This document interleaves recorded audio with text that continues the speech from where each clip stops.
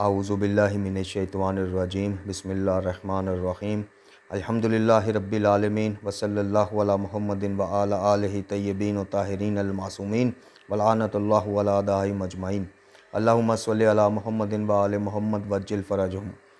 मोहतरम नाज़रीन व सामीन अस्सलामु अलैकुम। आओ नहजुल बलागा पढ़ें सीरीज़ के 7वें हिस्से के साथ हाज़िर खिदमत हैं और आज भी इंशाअल्लाह मौला कायनात अली इब्न अबी तालिब अलैहिस्सलातु वस्सलाम के इस इल्मी ख़जाने से उनके इस इल्म के मोतियों को चुन चुन के आपकी खिदमत में इंशाअल्लाह पेश करेंगे।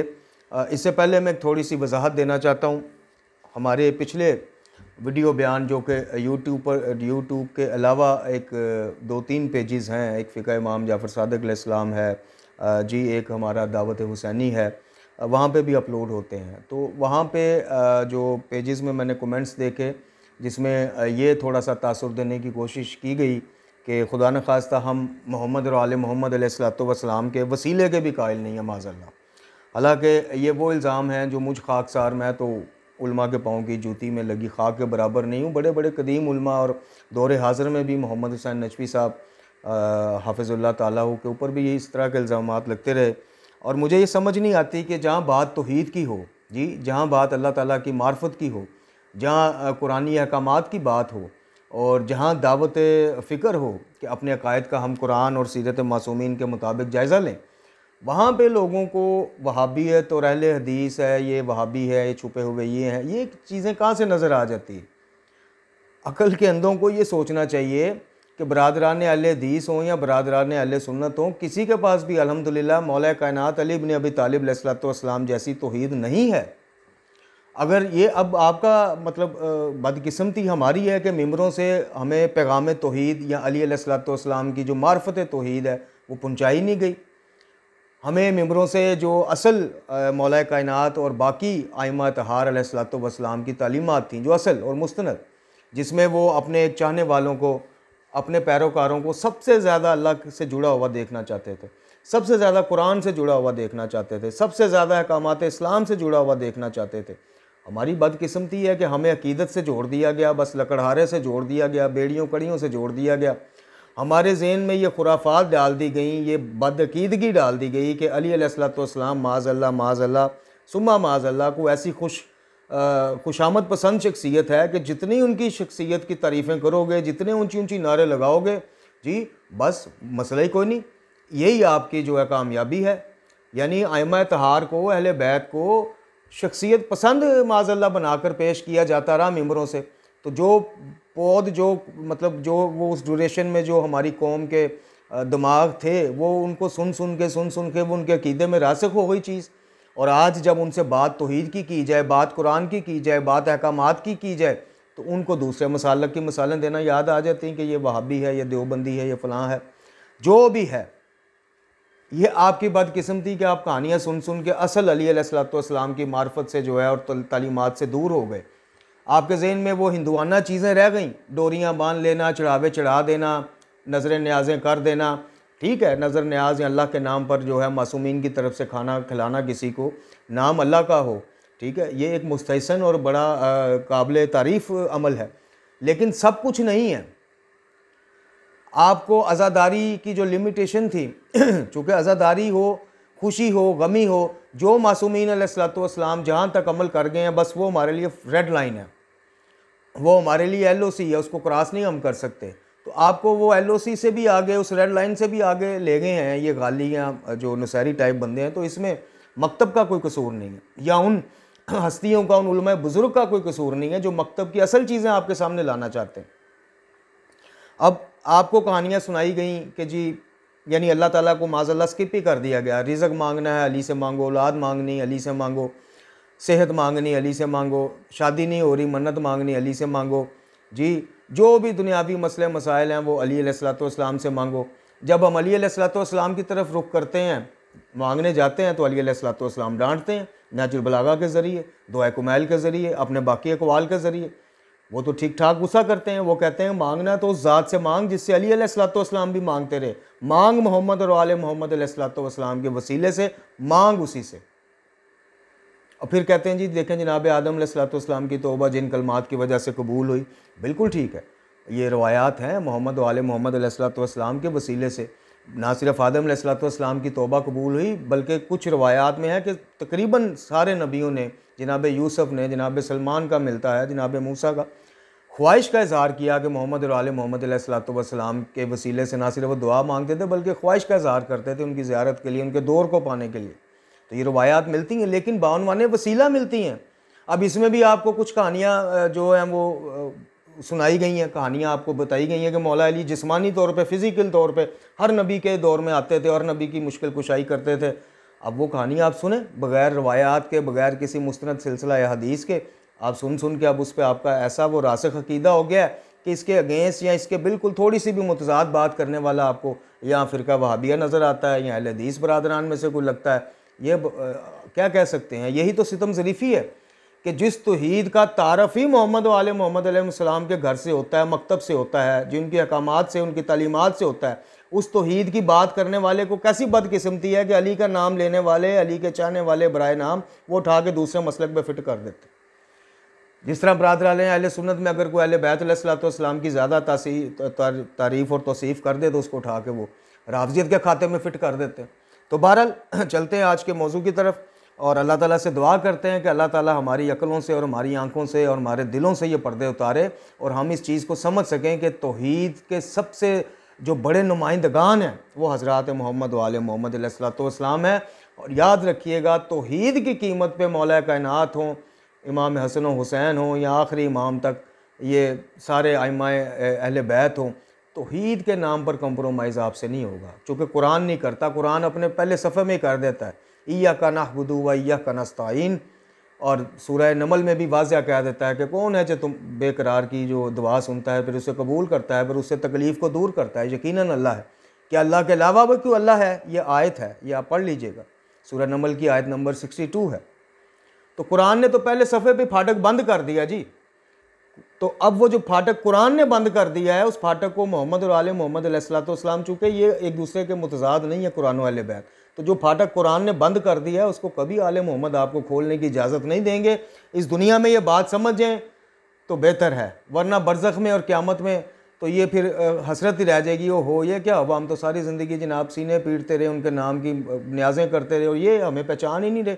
आप तौहीद को नहीं पहचानोगे, आले मोहम्मद आपको नहीं पहचानेंगे। चलते हैं अपने आज के दर्स की तरफ। मौला कायनात अली इब्न अबी तालिब अलैहिस्सलाम ने उलमा के दरमियान इख्तलाफात फ़तवा के बारे में क़ियास से काम लेने और अपनी राय के मुताबिक फ़तवा देने और कुरान की मर्जियत का जिक्र करते हुए फ़रमाया, इन लोगों का आलम यह है कि एक शख्स के पास किसी मसला का फ़ैसला आता है तो वो अपनी राय से फ़ैसला कर देता है और फिर यही कज़िया बाइना दूसरे के पास जाता है, यानी यही मामला किसी दूसरे के पास सेम जाता है, सेम मामला, तो वो इसके बिल्कुल ख़िलाफ़ फ़ैसला कर देता है जो फ़ैसला पहले वाले ने किया हो। ये क़ियास, अहले क़ियास की गुफ्तगू है। इसके बाद तमाम जो फ़ैसला करने वाले हैं इस हाकम के पास जमा होते हैं जिसने इन्हें काजी बनाया है, तो वो सबकी राय की तायीद कर देता है, जबकि सबका खुदा एक, नबी एक, किताब एक। तो क्या खुदा ही ने इन्हें इख्तलाफ का हुक्म दिया था कि अपनी अपनी अकलों और क़ियास के मुताबिक जो है एक ही मामले में डिफरेंट आप फ़ैसले करते फिरो, या खुदा ने इन्हें दीन नाक़िस नाज़िल करके दिया माज़अल्लाह और इनसे इसकी तकमील के लिए अल्लाह ने मदद मांगी है कि भाई मैंने एक नाक़िस दीन नाज़िल कर दिया है, अब इसको माज़अल्लाह, ये मौला समझाने के लिए कह रहे हैं, अब इसको मुकम्मल करने में तुम जनाब अपनी अपनी अकल के घोड़े दौड़ाओ और इसको मुकम्मल करो। या सब खुद इसकी खुदा ही में शरीक हैं और इन्हें यह हक़ हासिल हो गया है कि ये बात कहें और खुदा का फ़र्ज़ है कि वो कबूल करे, या खुदा ने दीन कामिल नाज़िल किया था, रसूल अकरम सल्लल्लाहु अलैहि वसल्लम ने इसकी तबलीग और अदायगी में कोई कमी छोड़ दी माज़अल्लाह, जबकि इसका ऐलान है कि हमने किताब में किसी तरह की कोताही नहीं की और किताब खुदा में हर शय का बयान मौजूद है। और ये भी बता दिया कि इसका एक हिस्सा दूसरे की तस्दीक करता है और इसमें किसी तरह का इख्तलाफ नहीं है। ये कुरान गैर खुदा की तरफ से होता तो इसमें बेपनाह इख्तलाफात होते हैं, मौला कायनात फरमा रहे हैं, और जगह जगह इख्तलाफात तुम देखते। ये कुरान वो है जिसका ज़ाहिर खूबसूरत और बातन अमीक और गहरा है, इसके अजायब फना होने वाले नहीं और तारीकियों का ख़ात्मा इसके अलावा और किसी कलाम से मुमकिन नहीं। वो जहालत की तारीकियाँ जो हैं मौला फरमा रहे हैं कि उनका ख़ात्मा इस इलाही कलाम के अलावा किसी के कलाम से मुमकिन नहीं, बल्कि जो इससे हट के अपनी गुफ्तगू आपके सामने करेगा इल्म के नाम पे, वो आपकी जहालत में इजाफा ही करेगा। वो जहालत की तरीकियाँ बढ़ाएगा ही, ख़त्म नहीं करेगा या कम नहीं कर पाएगा। फिर वो चाहे बड़े बड़े नाम हो, शम्सुल उलमा हो, वकील वलायत हो, वकील फ़दक हो, पता नहीं क्या क्या जो टाइटल पान फरोशों, साइकिल फरोशों को हमारी कौम ने दिए हुए हैं, उनकी गुफ्तगू अगर कुरान और अहले बैत से हट के होगी तो वो जहालत में इजाफा ही करेगी। मैं नहीं कह रहा, इमाम कह रहे हैं। इसके बाद एक मुख्तसर सा आपके खुतबे का टुकड़ा है, जिसमें आप जब मिंबर कूफा पर खुतबा दे रहे थे तो एक शख्स ने टोक दिया कि ये बयान आपके ख़ुद ख़िलाफ़ जा रहा है, तो आपने निगाहों को नीचा करके पहले सकूत फरमाया और फिर बड़े ही पुरजलाल अंदाज से फरमाया, तुझे क्या खबर कि कौन सी बात मेरे मुवाफिक है और कौन सी मेरे ख़िलाफ़ है। तुझ पर खुदा और तमाम लानत करने वालों की लानत। तो सुखने बाप और ताने बाने दुरुस्त करने वाले का फर्जंद है। तू मुनाफिक है और तेरा बाप खुला हुआ काफर। खुदा की कसम तू एक मरतबा कुफर का कैदी बना और दूसरी मरतबा इस्लाम का, लेकिन ना तेरा माल काम आया ना हसब। और जो शख्स भी अपनी कौम की तरफ तलवार को रास्ता बनाएगा और बताएगा और मौत को खींच कर लाएगा, वो इस बात का हकदार है कि करीब वाले से नफ़रत करें और दूर वाले इस पर भरोसा ही ना करें। इसके बाद आपका एक और खुतबा मुख्तसरन, जिसमें गफलत से बेदार करने के लिए मौला कायनात ने पुरहिकमत जुमले कहे और खुदा की तरफ दौड़ कर आने की दावत दी गई। यानी दावत और तबलीग का काम खुदा की तरफ, अपनी तरफ नहीं, या अपनी तरफ से मुराद है खुदा के माज़अल्लाह बराबरी की तरफ नहीं कि मैं सब कुछ हूँ, मुझसे मांगो, मेरा ही जिक्र करो, मेरा ही जनाब नाम लो और मेरे नाम की न्याज़ें मनते दो और खुदा को माज़अल्लाह नहीं। जब आप मासूमीन अलैहिस्सलातु वस्सलाम की दावत और तबलीग के जुमले सुनेंगे, खुतबे सुनेंगे, उनका मकसद ही ये है, बेशत रसूल अकरम सल्लल्लाहु अलैहि वसल्लम हो या बाकी आइमा की इमामत हो, मकसद सिर्फ एक ही है, खुदा का तारफ़, उसकी तौहीद का तारफ़ और उसकी मार्फत पहुँचाना, उसका पैगाम पहुँचाना। अब अल्लाह ताला ने जो इन हस्तियों को इज़्ज़त दी है वो अपनी जगह बिल्कुल कायम है। बाउनवान वसीला हम इनकी मुश्किल कुशाई के भी कायल हैं, बाउनवान वसीला इनकी मदद के, बल्कि कायल क्या, मोहताज हैं। ये कायनात आले मोहम्मद की मोहताज है। अगर आले मोहम्मद के दर से इल्म ना मिलता, आले मोहम्मद के दर से इतनी कुर्बानियाँ से है कि इस्लाम को हमारे तक ना पहुँचाया जाता, तो आज कौन सी मुसलमानी हमें होनी थी। हम उनके मोहताज हैं, गदागर हैं, फ़कीर हैं। बल्कि आले मोहम्मद के दर के जो फ़कीर हैं उनकी जूतियों में लगी खाक हैं हम। लेकिन आले मोहम्मद का बताया दर्स भी हमें नहीं भूलना चाहिए कि देने वाली ज़ात सिर्फ वो, हम वसीला हैं। आप फरमाते हैं, यकीनन जिन हालात को तुमसे पहले मरने वालों ने देख लिया है, अगर तुम भी देख लेते तो परेशान और मुस्तरिब हो जाते और बात सुनने और इताअत करने के लिए तैयार हो जाते। लेकिन मुश्किल ये है कि अभी वो चीज़ तुम्हारे लिए पसे हिजाब है, छुपी हुई है। यानी जो मरहुमीन है तुम्हारे, जो वो देख चुके हैं, वो तुम्हारे लिए अभी पसे हिजाब है, पर्दे के पीछे है। और अनकरीब ये पर्दा भी उठने वाला है, यानी एक ना एक दिन तो पर्दा उठना है, एक ना एक दिन तो जाने जाना है। बेशक तुम्हें सब कुछ दिखाया जा चुका है, अगर तुम निगाह बीना रखते हो, दिल की आंखें खुली रखते हो, और सब कुछ सुनाया जा चुका है अगर तुम गोशे शनवार रखते हो, और तुम्हें हदायत दी जा चुकी है। यानी तुम्हें मार्फत की बातें अगर सुनाई देती हैं, इलाही आवाज़, ज़मीर की आवाज़ सुनाई देती है, तो मौला कहते हैं तुम्हें सुनवाया भी जा चुका, और अगर दिल की आंखें रखते हो तो दिखाया भी जा चुका। तुम्हें हदायत दी जा चुकी है अगर तुम हदायत हासिल करना चाहो, और मैं बिल्कुल बारहक कह रहा हूँ। मौला कायनात यहाँ अपने खुतबे को रोक के कहते हैं कि सुनो, मैं बिल्कुल हक बयान कर रहा हूँ तुमसे, कोई लगी लिपटी बयान नहीं कर रहा, कि इबरतें तुम्हारे सामने खुलकर आ चुकी हैं और तुम्हें इस कदर डराया जा चुका है जो बकदर काफ़ी है। और जाहिर है कि आसमानी फरिश्तों के बाद इलाही पैगाम को इंसान ही पहुँचाने वाला है।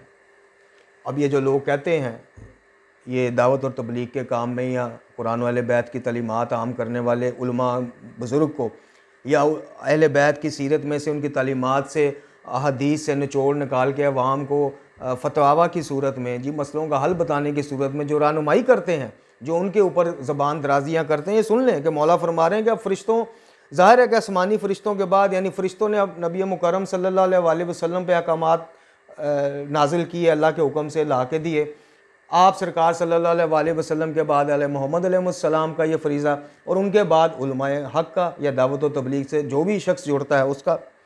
फिर आपके खुतबे का एक हिस्सा जो एक कलमा है, अब ये सैयद रज़ी लिखते हैं कि जो एक कलमा है लेकिन तमाम मौज़ूआत और हिकमत को अपने अंदर समेटे हुए है। और वो क्या है, वो मौला फरमाते हैं, बेशक मंजिल मकसूद तुम्हारे सामने है और साथ मौत तुम्हारे ताक़ुब में है और तुम्हें अपने साथ लेकर चल रही है, लेकिन तुम्हें इसका अंदाज़ा नहीं। अपना बोझ हल्का कर लो, अपना बोझ हल्का कर लो, ताकि पहले वालों से मुल्हक हो जाओ कि अभी तुम्हारे साबकीन से तुम्हारा इंतज़ार कराया जा रहा है। वाह वाह, सुभान अल्लाह। फिर जब आपको खबर दी गई कि कुछ लोगों ने आपकी बैत को तोड़ डाला है, तो आपने फरमाया आगाह हो जाओ कि शैतान ने अपने गुरोह को भड़काना शुरू कर दिया है और अपनी फ़ौज को जमा कर लिया है, ताकि जुल्म अपनी मंजिल पर पलट आए और बातिल अपने मरकज़ की तरफ वापस आ जाए। खुदा की कसम, इन लोगों ने मुझ पर कोई सच्चा इल्ज़ाम लगाया है और ना मेरे और अपने दरमियान कोई इंसाफ किया है। ये मुझसे इस हक़ का मुतालबा कर रहे हैं जो ख़ुद इन्होंने नज़रअंदाज कर दिया, और इस खून का तकाजा कर रहे हैं जो ख़ुद इन्होंने ही बहाया। फिर अगर मैं इनके साथ शरीक था तो इनका भी तो एक हिस्सा था और वो तनहा मुजरम थे, तो ज़िम्मेदारी भी इन पर भी है।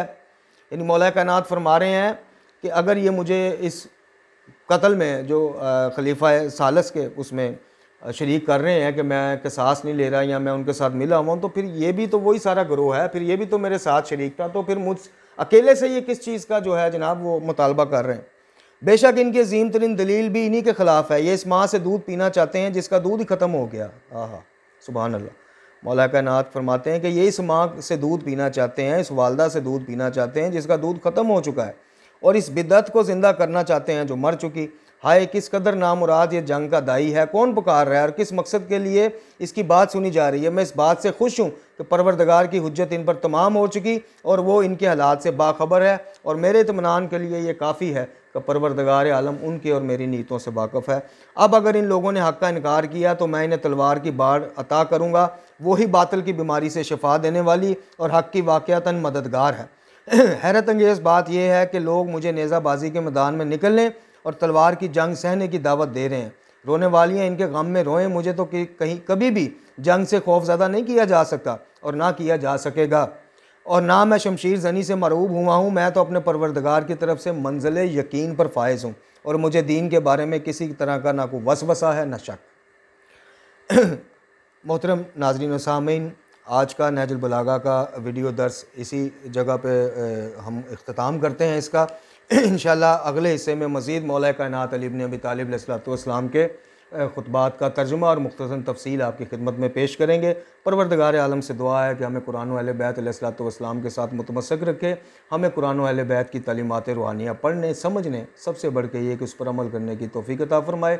इमाम ज़मात जल्लल्लाहु ताला फ़र्ज शरीफ के ज़हूर में तजील फ़रमाए, हमें आसानियाँ दे और आसानियाँ बाँटने की तौफीक अता फ़रमाए। व आखिरु दावाना अनिल हम्दुलिल्लाहि रब्बिल आलमीन।